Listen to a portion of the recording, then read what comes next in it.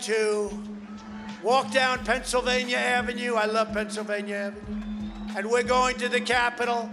We're going to try and give them the kind of pride and boldness that they need to take back our country. หลังจากผู้สนับสนุนประธานาธิบดีโดนัลด์ทรัมป์ได้ก่อการโจลจลที่รัฐสภาที่วอชิงตันดีซีวันที่ 6 มกราคมที่ผ่านมา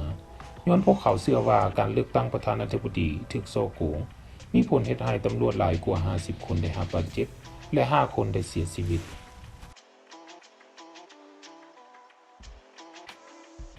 บรรดาสื่อสังคมออนไลน์ยักษ์ใหญ่หรือ Big Tech 12 บริษัทได้ตั้งข้อสังเกตว่าประธานาธิบดีโดนัลด์ทรัมป์ได้นำใช้สื่อสังคมออนไลน์ของพวกเขา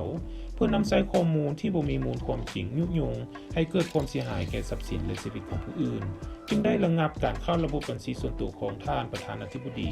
ที่ห้องตัวเองว่าเป็นประธานาธิบดีที่มีอำนาจสูงสุดของโลก